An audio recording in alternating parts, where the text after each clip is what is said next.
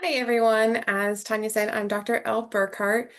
Thank you for being here. I'm excited to get to chat about executive functioning essentials, not just in the classroom, but also how other professionals who are working with children and teens can help identify what that looks like when there's difficulties and have a better understanding of what EF actually is, practical evidence-based ways to strengthen executive functioning skills, and then guidance and support on when school supports, home supports haven't been enough, and what to do next.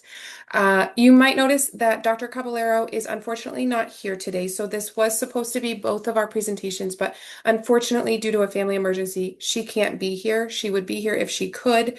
So I will be taking on the entirety of the presentation. Our areas of expertise overlap a lot. We've presented this before together, so I hope to do the best job that I can. However, if there are any questions that I feel I can't field, or that maybe Dr. Caballero could answer better, we will take those and then she will get back to you as quick as she can. One of us will if it's not directly her. So rest assured, we will have the same level of presentation, but if there's a specific question, we can always get that to her afterwards. All right, so today this is a little bit broader of an audience. We wanted to reach out to teachers, pediatricians, therapists, parents, OTs, anyone that works with children and teens who have executive functioning difficulties. And that can fall within a lot of different areas, whether someone has a diagnosis of ADHD or autism, doesn't yet have a diagnosis, and has noticed some struggles, as well as if and when it persists into adulthood. So we will be looking at all of that today. Okay. And just to make sure everyone can see my screen, if you can at any time, just let Tanya know and we will try and fix that. So what is executive functioning? It's a set of skills that include working memory, flexible thinking, sometimes that's called cognitive flexibility, so the ability to see something from a different perspective, work through and problem solve something, and self-control. So these are skills that are crucial for being able to work through problems, work well in school, get things done in a timely manner, not make impulsive decisions, not be reactive to things in terms of emotional and physical. So it doesn't have anything to do with intelligence. Executive functioning isn't a non-compliance issue or a lack of motivation. It's developmental and it's a regulatory system. So it is something that sometimes people do really well with it and they don't have executive dysfunction, and sometimes they do. If you are diagnosed with autism or ADHD, you will have executive functioning deficits. It's one of the main pieces of those diagnoses. However, you can also have executive functioning deficits and not necessarily have those. So these are skills that are great for lots of people to learn. The neurobiological basis is that it's in the prefrontal cortex is kind of where it goes. So you've got your amygdala that fires, and that's where you feel your emotion first. So lots like think amygdala, anger, that emotional response. In your prefrontal cortex, when it is of typical size and it's neurotypical, it fires to be that parent center to say, should we do this? What are the consequences of this? What steps should I take to make sure that this is an okay decision? Maybe I shouldn't make this decision. It also works with being able to have working memory. So holding on to something to then be able to process through that. You have to be able to hold on to the information that you have to process and plan what you should do, next. If we have executive functioning issues, sometimes in ADHD and autism, the prefrontal cortex is actually smaller and it's not as well developed. It takes more to get as well developed and takes more practice. So this isn't a never going to be able to do this, but it is something that it's not a willful behavior. We're going to need to practice the skills that we're going to learn today to have that cognitive process be able to happen. And executive functioning covers a wide array of things. So Basically, as soon as you get up in the morning, your ability, if especially if you've worked with kids, that task initiation. So being able to say, I need to get up, I need to brush my teeth, I need to get clean clothes on, I need to get downstairs and eat my breakfast, I need to take my multivitamin, I need to get my bag packed, and I need to get out the door to the bus at this time. So if I wake up at this time, I have this much time to do this, and that means I need to do these things in this amount of time. That's all executive functioning. So it doesn't have to do with a child's ability to get dressed, their ability to brush their teeth. They can do all of those things, but you will find them not having done those things, wandering around, or they got distracted, or they're not able to, they're at an age where they should be able to do a 2 or 3 part process, and they're not really able to follow those steps. So those are some things that you see, and we'll talk about as people get older, what that looks like in terms of not being able to remember what they needed to do for their job, not being able to stay on task, not being able to complete tasks. Um, it can even be a lot of times people have trouble that cognitive flexibility of this isn't going the way that I wanted it to go, and I don't know how to see it going in a I don't know how to do something differently to make it go the way that I want it to go or to be okay enough. And now I'm basically really upset. And the only way that I can feel that I can solve this is if this thing that can't happen happens. So then you kind of box yourself in. Executive functioning is part of that. That's that inhibitory control, cognitive flexibility, planning, emotion regulation skills that we will also talk about. Okay, so why does it matter in medical and mental health settings? What's the important part? We know mental health, we hear about ADHD, autism, depression, anxiety, even, PTSD, substance use risk is can be something, but why would it matter in medical? It is really important. So lots of times you're asking people to adhere to medical advice. If you have diabetes, if you have a chronic health condition, even cancer treatments, high blood pressures, sometimes I used to work in clinics for encopresis and enuresis. So kids being able to, and families and their parents being able to do high level of behavioral interventions to help a medical problem. Even just taking a daily medication, checking things daily, following up with appointments, remembering if you have to go and the doctor says, okay, now you need to go schedule your MRI, and then you need to go to that MRI, and then you need to come back to me afterwards so we can go over the results. That's a long time to hold on to that information, and that's a multi-step process that becomes difficult. And so we know that actually research has shown that self-regulation skills, which is a part of executive functioning, predict health, overall health outcomes, financial stability, and even criminal justice involvement decades later. So uh, that ability to work through problems, that ability to self-regulate, that impulse control is really, really important. Especially, one of the examples given is diabetes management. So that's not only checking your blood sugars, taking your insulin, that's also monitoring and knowing what to eat and when you can eat and things like that. Well, if you have poor impulse control and you have a craving and you eat something and then you've, completely undone everything, or packing what you need. So you need to have certain things with you at all times, right? If you have diabetes, you need to be checking those monitors. You need to be up on reordering things. Those are all processes that are very executive functioning heavy, and that people, we know research has said people with executive dysfunction really struggle with maintaining those processes, and then it negatively impacts their health outcomes. So it's important across a lot of different areas, and we work with it. That's why psychologists like myself work in medical and mental health settings, because it can impact many things. I think every day we find a new way to say, like, yep, that's executive functioning. That's where that is. It's going to be tough. So what does it look like for executive functioning in action? So what does it look like for somebody to do well with their executive functioning, have good executive functioning skills, versus what is kind of executive functioning difficulties, executive dysfunction look like? So the example I'm going to use is a student, but a student who has strong executive functioning skills, it's going to look like they're able to They get given a project by a teacher. They're able to break down those projects pieces without panic. So they know I have a 10-page essay, a 5-page essay, whatever it is, a science fair, book report. I know that I have to do this step by this date, this step by this date, so that way it can be completed by this date. I know the steps in between there. There's not a lot of panic with that. They adjust if instructions change. If the teacher says, I want you to be done with this, they're able to manage that and say, okay, I can get that done. They can manage the frustrations during doing the assignment, something going wrong, something being difficult, things like that. They're managing their time as well. So if something happens, excuse me, where maybe they don't have as much time to complete something as they thought, they're able to manage that anxiety and move through that.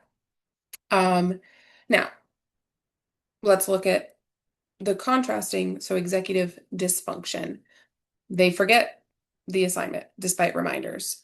They are missing pieces of it. So they're starting tasks, but they're not finishing them. They're probably starting them when someone gives them the push to do it. So they've been given a reminder, you need to get this done. Let's start this in class. So they will have pieces done when someone is looking over them with maybe a lot of scaffolding. And then past that, there's not anything else done. Things that they have to do to self-initiate aren't getting done. A lot of meltdowns during transitions. So not able to move from one portion to the next. They want something, they're getting hyper focused or over focused on one piece of it, and they're not moving to the next piece of it. Sometimes that can look like science fair poster boards are common for this. If you want to look for where executive functioning, you will see it. The design of it is amazing, and they've done all of this artwork for it because it's the part that they like, but the content of it isn't there. And so they spend all of this time getting it to what visually it looks like, and then they are losing it because they didn't plan enough time to actually get the content done, but they can't make that transition to working on the content because it just feels overwhelming and this isn't right. And so that's where you see um, the kind of breakdown. And then a lot of avoidance of multi-step activities. So they can focus on one thing well, but having to do multiple things. And that can even look like you get the paper, you finish the paper, you have to put your name at the top of the page, and then you hand it into your teacher. Or now, if it's online, you post it on Canvas or whatever your online forum is. It can even look like parents are saying they did it and then they didn't pass it in, and I don't know why they didn't pass it in. It was another step and they didn't quite get there. Um, and so those are ways that it looks different. You're going to notice a lot of distress, and that's where, and I'll talk about this at the end when testing comes into play of, is this an anxiety disorder? Is this maybe depression or a lack of motivation? Or is this anxiety because I want to be able to do this and I can't, or I forget to do this? And I can't seem to, I would love to be organized, but I just can't seem to do it. Sometimes described as like I just can't seem to get out of my own way, and that is then causing the anxiety. So that's the other thing to know. So it's like I said before, not due to laziness. It's not a willful thing. It is something that needs to be worked on. So I want to always preface that with it's not just like, okay, well, that's just how they are, and then they just don't get things done, and we just have to kind of accommodate that. There are accommodations, yes, and we will talk about that. But it's not that they don't have to. It's just that we have to give it a little bit more support. They need a little bit more things. And all of these things, if someone doesn't have executive dysfunction, it'll still be helpful for them. There's nothing harmful about having extra scaffolding in class. The person may just say, I just didn't need that reminder. I've already done it. And okay, no worries. But children who have executive dysfunction, executive functioning difficulties of some kind, particularly if it's related to autism or ADHD, are about 2 to 3 years behind their peers developmentally. Now, as you get older, it doesn't matter. 30 to 33, not that big of a difference, right? But a 10-year-old and a 13-year-old, very different, right? A 10-year-old and a 7-year-old, again, very different. So some of it is also parents, or you'll hear people say, teachers, they don't behave like a insert their chronological age. That's a cue that that might be a problem as well, because they are actually several years behind in development. And so that's something to be mindful of when we're going through and we're scaffolding and trying to help support them, is that in many ways they may be their stated age, and in many other ways they are behind developmentally. Doesn't mean they won't ever catch up. We just have to be mindful of that and help support them to be able to catch up to that.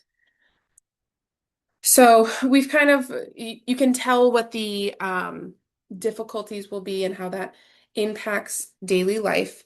Uh, but a big takeaway from this is sometimes it's hard for us to notice if someone has a lot of support and so they're doing things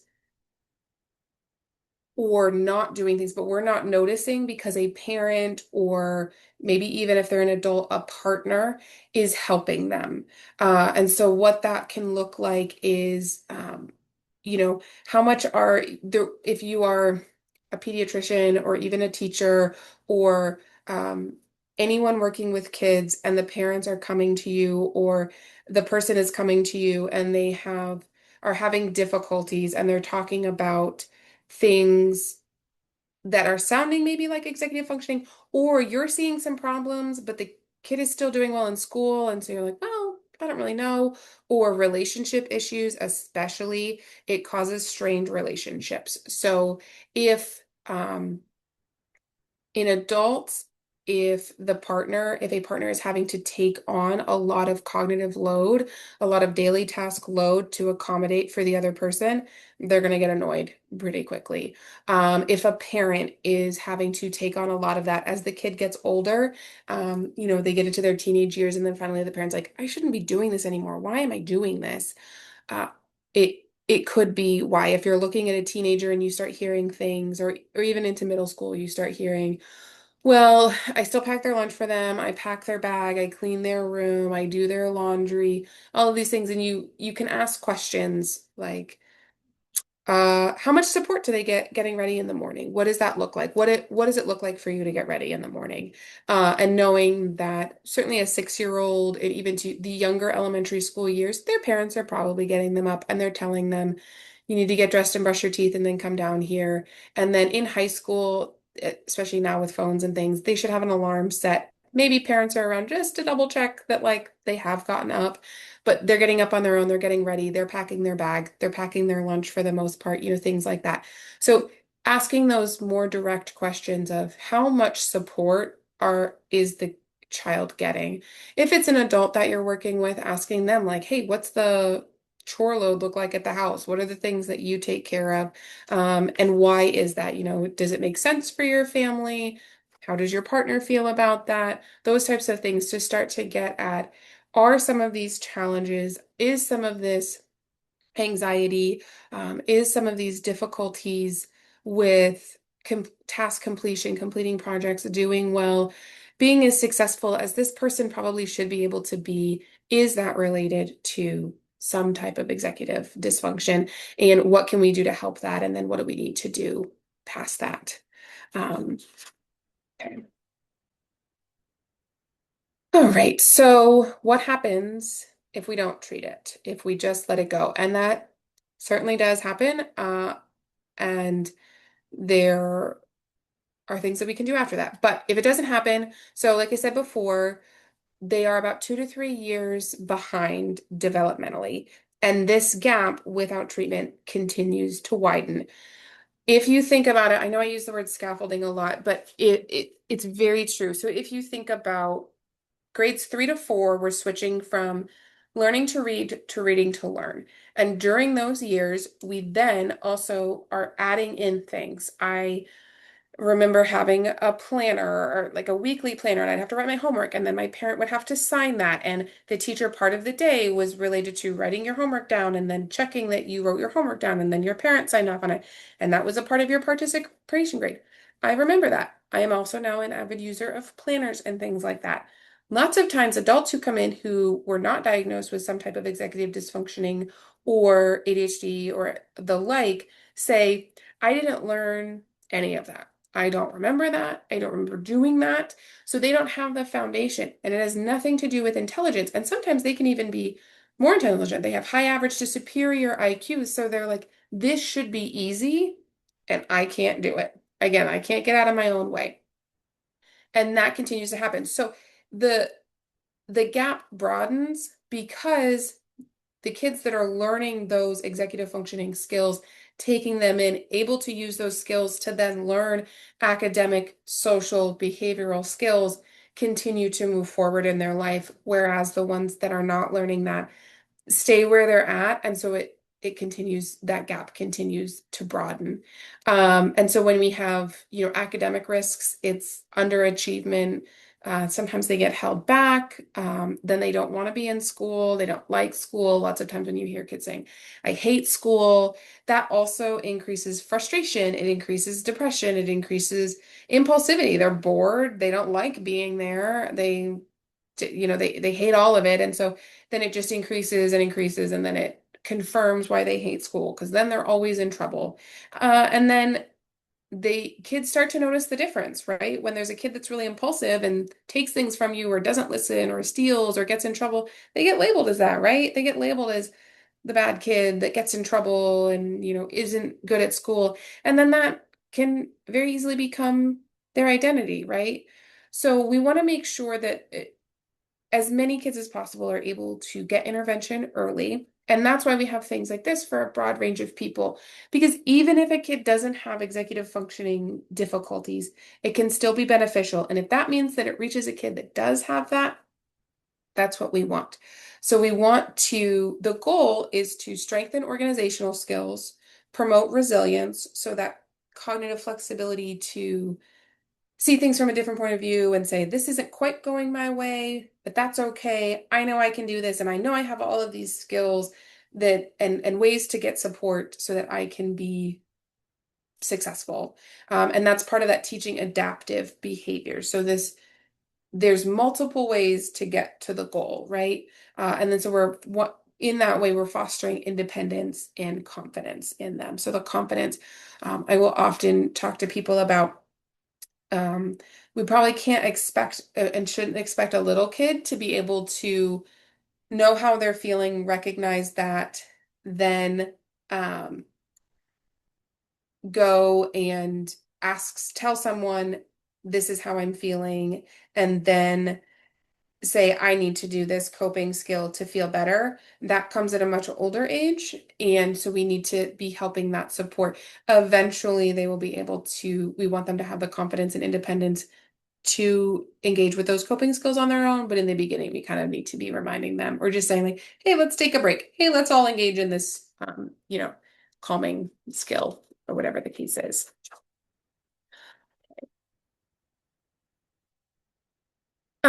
So everyone that comes in contact with a child, which is why we are having this presentation open to lots of different people, is that it's not just parents and teachers that interact with kids and make observations about what's going on with a kid, and can help, right? So doctors during appointments can make observations. They can be asking parents questions. That's often our first line of defense, teachers and doctors, because teachers see them all the time, but doctors also see them yearly, and so they can check in on them. But then if you're seeing them for speech or occupational therapy or something like that, and you say, hey, I think there's other things going on, it's not just this, that's a great time to bring those concerns to parents. Maybe bring them to teachers, bring them to someone like a psychologist, a testing psychologist, so that we can start to have those collaborative talks and collaborative help, support for the child. So we always want, I as an individual psychologist, and I know Dr. Caballero and everyone else who does testing here, we are always wanting to collaborate with different specialists. So if you have a kid that is struggling in something, or even if you don't, if you just want to talk about something like this, reaching out, making sure that we can work together to create those plans. So medication management, mental health interventions, 504 and IEP plans that focus on executive functioning needs. Sometimes those 504 and IEPs, they get kind of formulaic and they don't necessarily always fit with what a kid needs. So the more support and collaboration we have, the more talking back and forth gives everybody an opportunity to say, hey, I think this might be beneficial. You know, we could do these things. And then, as always, we remind people that these are not willful behaviors, but developmental differences. Doesn't mean that they shouldn't have consequences for their actions, but it is not labeling them like they're just a bad kid or they just don't want to do it. We want to be able to give them the tools to be able to be as successful as they can. So we need emotion regulation. I've kind of talked a lot about that as the foundation for executive functioning skills. Emotion regulation is what gives you, I said all the way back in the beginning, your amygdala fires. And I always use the example. It's not like their prefrontal cortex is like 5 to 7 business days behind. It's just enough behind that they've made maybe a decision or they've yelled or they've done something that's now caused a consequence. And then it's kind of the fallout from that. And we all know the more stressed we are, the less we're going to take in. If they're really struggling to stay calm and aren't really able to and aren't able to self-regulate, they probably aren't really able to take anything in. So we need to, I always start and recommend just think of a stoplight. Um, have the kid, what do you think you do at a stoplight? Okay, red means stop, yellow means slow, green means go. So stop what you're doing. Think about the consequences of what you're doing. Is this a positive? Is this a negative? Do you know? If you don't know, who could you ask? Is there someone around that could ask? And then don't go to green until you are confident that you are making a good choice. And if that doesn't happen, and we have a bit of a negative consequence where we don't make a choice that we wanted to make, part of the consequence is going back through and saying, hey, if we had used that impulse stoplight, if we had thought about our stoplight, could we have done better? And so going over that, and some of that is these things, mindfulness. So taking, mindfulness is part of that breathing training, taking a mindful moment, taking a break, allowing them to slow down and look at everything around them. And then co-regulation before independence. So that was what I was talking about before with we can't expect kids right off the bat to know how to regulate themselves on their own. We need to do that together. And we need to be practicing that when they are perfectly regulated so that when they get dysregulated, they know how to do those skills. We don't go and start practicing for the Olympics when we get to the Olympics, right? If not that I'm ever going, or we wouldn't start practicing for a football game or anything like that at the football game. We don't practice regulation skills in the middle of a meltdown. We practice them all the time so that we're really good at them, right? And then cognitive behavioral therapy, acceptance and commitment therapy, all of those things for children and teens, getting them into therapy. We know that medication and behavioral therapy together have the best outcomes. We always come from a trauma-informed lens, so that means mindful about the language that we use. You'll often hear, if you ever hear any of us talk, we will say, talk to a safe adult or your safe adult at home. And so that makes sure that they know, because sometimes, unfortunately, moms and dads are not the safe adult. And so we want to make sure that they have that language. And we come at that a really positive mindset of looking at, hey, this isn't because you're a bad kid. You are a good kid. And sometimes we just make mistakes. And this is how we're going to help help you feel better. And then working with the parents, especially if it's a kid, it's going to need to be a lot of parent work. So I'm constantly collaborating with parents and teachers on this is what we're working on. These are the expectations. This is how to implement that. And then checking back in. How is that going? What's working? What's not working? So we scaffold, so we provide a lot of support in the beginning, and then as they get older, and certainly as they get good at these, we kind of fade that away so that they're able to use that on their own. Whereas in the younger grades, you might see they get planned breaks that a teacher is reminding them of. A teacher is prompting them to go use those mindful minutes or maybe take a deep breath or use those cognitive strategies. As they get older, those are things that they're just, they will get better at And the goal is that they get better at using those on their own and they're able to regulate on their own.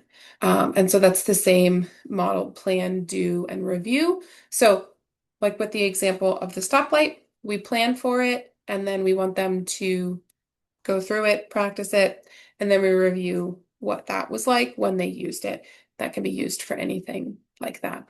And the best thing to do is to talk about it out loud, right? So if you are meeting with a kid and they're kind of trying to work on cognitive flexibility or anything like that, talk about times that you had to use that, or like, man, I today did not go as I thought it was going to go. I thought I was going to get to present with someone and it was a little bit anxiety producing, and I had to refocus and take 45 minutes and center myself and get ready for this, and that was okay. And talking to kids about that, like, hey, yeah, I get nervous too when things change, and that's okay. And you can feel this way and it's okay, and it's absolutely good to say, I'm feeling this because of this, and I'm going to do this to help myself feel a little bit better. Model that. Modeling as much as you can is always going to be important anytime that you're interacting with kids, and adults as well, because sometimes adults, if they haven't learned it, they haven't learned it. And so letting them know, like, hey, it seems like maybe this is going on. Let's talk about it. Let's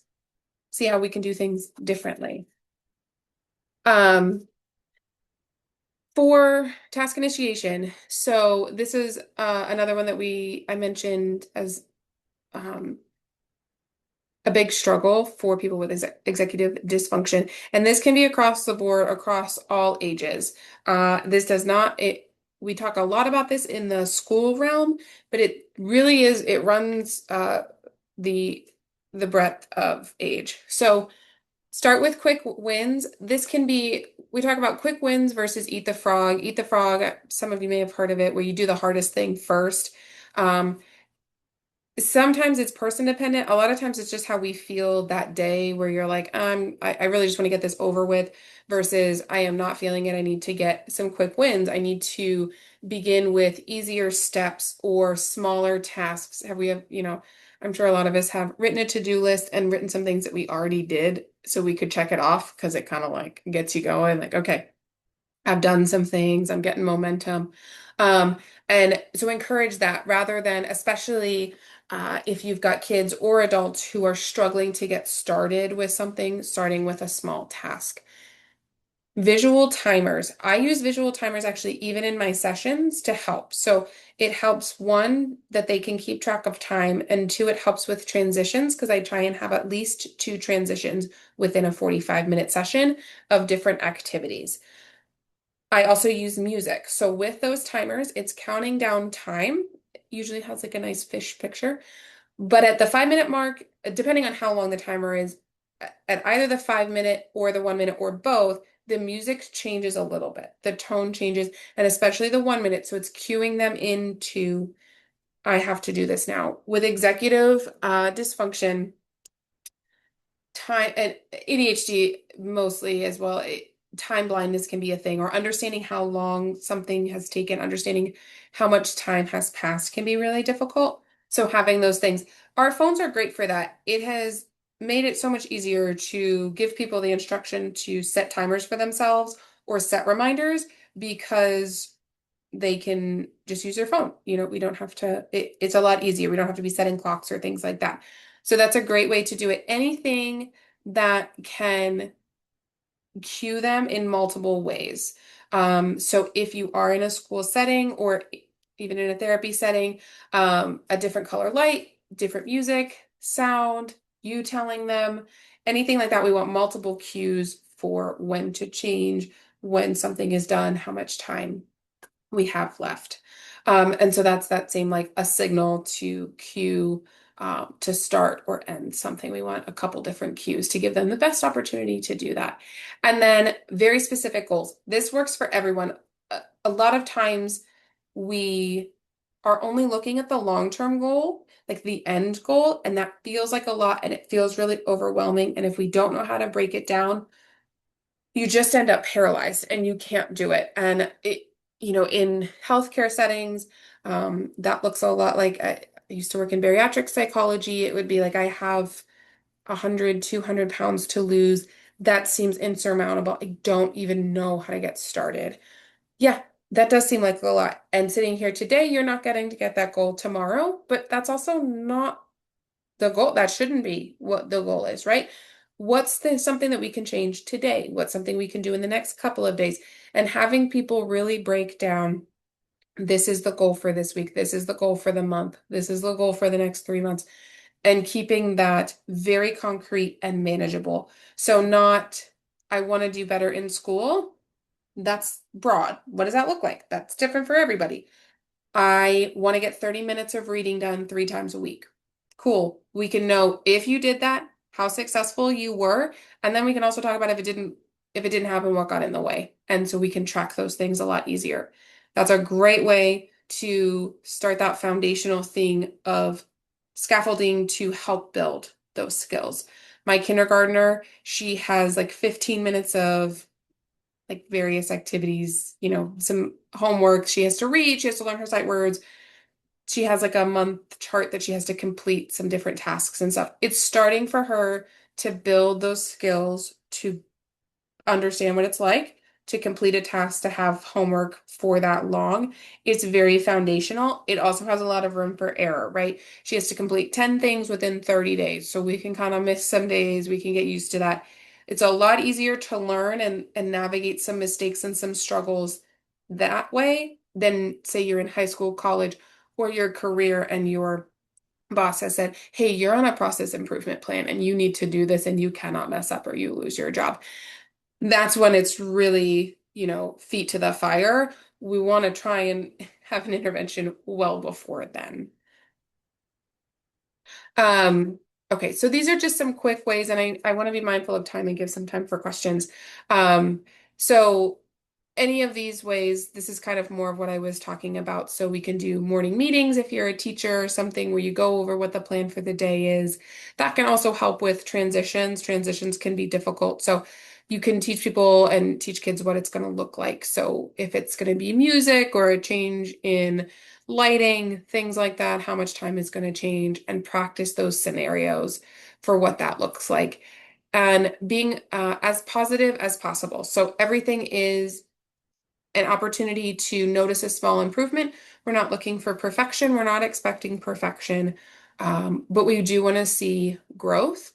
Um, and then always physical activity. So the more that we can get people out there and moving. And as families, so if you're working with families, you can encourage them to do like morning meetings at school. That looks like the class sits down and the teacher does it. At home, that can be a family calendar review on Sunday where we go over what the week is going to look like and what the kids have and the day, the days they have it. Or they could do that every morning where you get together. You can even do it in offices. Lots of times people get together and you go over what the week is going to look like if you're trying to work together or that day. And then going back over what's worked. So if you're working with a psychologist like myself, having meetings where what's working, what's not working. I don't expect that every technique that we try is going to be the thing that works for you. That's why we have lots of different things.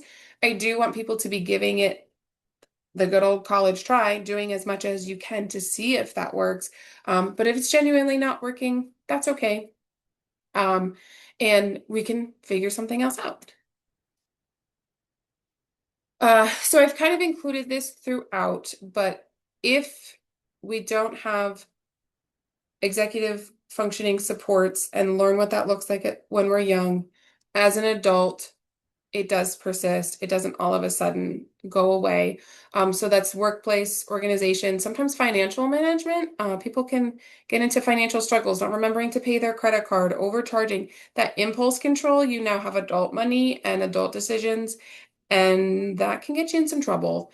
Parenting inconsistency. So it can be tough if you, kids can take it out of you. And if you are already struggling, I know sometimes as a mom, I'm like, oh my gosh, I haven't finished anything because I've had a 6-year-old or anything, pulling my attention. Well, if you already struggle to stay focused on something and then you have all of these things pulling your attention, it's basically sometimes you'll often hear moms, and this is something for people who work with kids and moms or dads, but I worked in maternal mental health. So where they say like having a kid wrecked me. It was my undoing. And basically, it was that they were a high functioning person that had executive dysfunction, but they had all of these ways. They were having to work a lot harder than everybody else, but they were doing very well. And then having that kid, they couldn't do all of those things that they were doing before to try and work through their executive functioning issues, to work through the ADHD. So if you're hearing things like that, that might be a time to say, hey, I think, yeah, parenting is hard, but I think this might be something a little bit more than that. I think we might be able to get you some more help. Um, and so then, having them come in and maybe having testing or starting therapy or something like that. Sometimes getting a coach involved or, medication when indicated can be really helpful, especially with, if you are not good at your own medical adherence and now you have to remember all of the checkups and the flu shots and the vaccines and all of that for your kid, and you want to do that well, and then you're like, this is just too much. I can't remember any of this. So looking out for that, especially as you work with parents, sometimes cueing into that if it just seems that it's a little bit more than typical. And then sometimes all of our interventions in school, therapy, all of those things, it's just not enough. So if we've had consistent use of classroom strategies, work strategies, and someone is continuing to struggle, it may mean that we need to take additional steps, and that's okay. That's where a place like Bloom comes in. So what does that look like? How do we know that something it's just not enough? Particularly, we talk about classroom interventions. Um, so where you see other kids are really taking off with the scaffolding supports, they're using the morning meeting time, they're learning the transitions, they're figuring out how to work through things, and they're showing improvement. There's still difficulties. There's still a noticeable deficit. So continued challenges, and it's having an impact on their academic achievement. And then they're getting more frustrated. So increases in anxiety. Maybe they're having more avoidant behaviors. They're not liking school even more. And they're showing those concerns. So more emotional and behavioral concerns, social difficulties, like I mentioned before. So it's now really impacting their peer relationships, and it's getting past where the kids are, getting older, and some of those things where, not sharing and things when they're young. Well, they're young, they're getting used to it. We're trying to teach them. Well, now they're in third, fourth grade, and it's not gotten better. And then consistent feedback from other people. So even if it's not just parents, specials teachers, coaches, even if you're working with, lots of times kids can end up in speech or occupational therapy or something like that, and they haven't yet been diagnosed, or it hasn't been addressed that they do have an executive functioning um, deficit. And so you're getting notes from them or things like that where they're not able to interact in a similar way as their age mates. That's a good cue that everyone has given it at least a try to, we've really tried to include and a lot of these skills and these interventions, and it's just not been enough. Um, but we want to make sure people know. Oh, so just to clarify, those are things where testing and getting some further um, help would be beneficial. It is okay. You are not meant to do it on your own, and that this is supposed to be a perfect thing, that, it's some type of you're failing if it doesn't work. That's when a place like Bloom can be really helpful. Um, but we do always want people to know, like I said before, it's not they could if they would, if they wanted to. It's not a lack of motivation. It is just that they do not have the skills to do that. It's not laziness. It's probably cognitive overload, and they won't grow out of it, as I've said before. Without some type of intervention, it's going to get worse. And medication does not fix everything. It can be really great, and it is a great support with behavioral supports as well.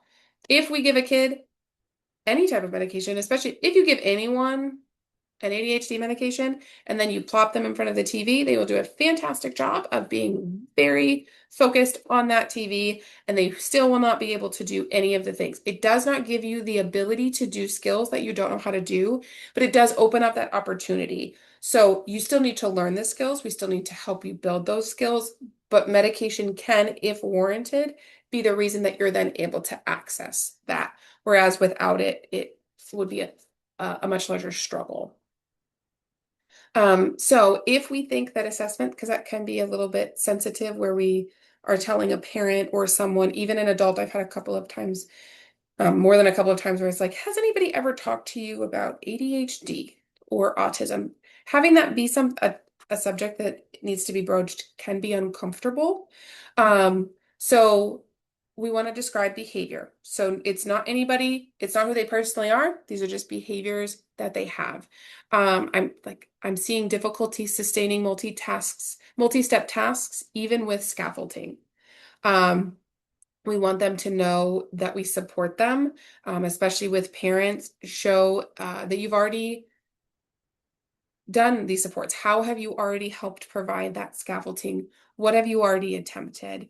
And then really normalize that evaluation is a part of the process and that it can be really helpful so that we can then give very pointed advice and we can give it's not necessarily to hunt for a diagnosis. Sometimes it just gives us more information so that we can give that specialized care that will be really helpful. So we're not, it may come with a label of a diagnosis, but the labeling of something is not our goal, and that doesn't mean that that's what's made it successful.